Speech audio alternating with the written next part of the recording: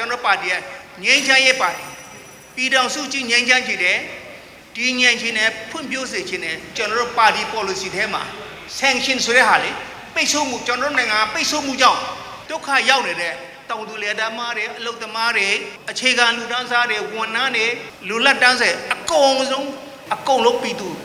ကြီးပွားချမ်းသာကျွန်တော်လုပ်ချင်တယ်ကျွန်တော်တို့ကနိုင်သွားရင်ပိတ်ဆို့မှု sanction ရုပ်သိမ်းတာကျွန်တော်စ조사မယ်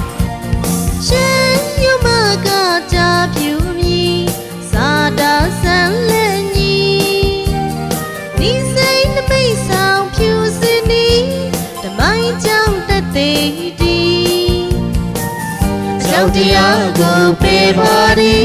မပေါက်ပြထိုးစကားတို့မျိုးသာဆိုမီမူယံစီအိုစီမီအာမပြည့်နဲ့ဆွေဟန်ချီ SNDP အတိတ်ထန်နီမျိုးစတစ်တို့ဘဝအမှန်စီ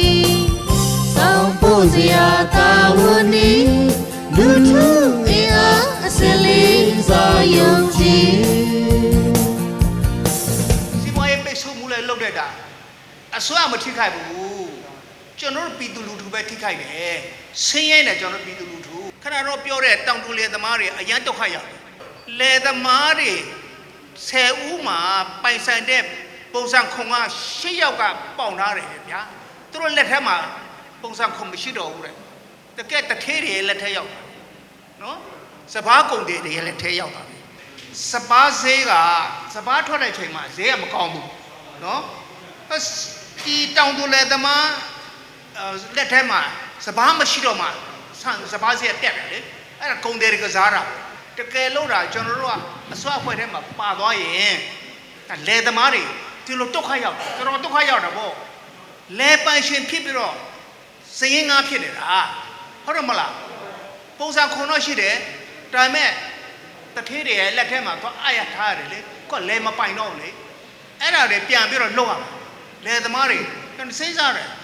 လယ်သမားတွေကိုတစ်နှစ်တစ်ခါငွေချီးပေးတယ်လေတစ်နှစ်ကြာရင်တို့တော့လည်းပန်ကိုပြန်ဆက်ရမယ်ဟာကြတော့ချက်ချင်းစပားစီရောင်းပြီးတော့ပန်ကိုပြန်ဆက်အဲ့ဒီနှစ်တိုတယ်ဆိုရင်အလုံးမဖြစ်ဘူးကျွန်တော်စဉ်းစားတာနော်အနည်းဆုံး3နှစ်5နှစ်အဲ့ဒါချီးပေးရဘာလို့ဆိုကျွန်တော်လည်းလယ်သမားပဲကျွန်တော်ကော်ဖီစိုက်တယ်အေက400ရှိတယ်ကျွန်တော်စိုက်ထားတာပြိုးလွတ်မှာနှစ်ပေါင်း30ရှိပြီကျွန်တော်စိုက်တာကျွန်တော်တို့ပါတီ policy ထဲမှာ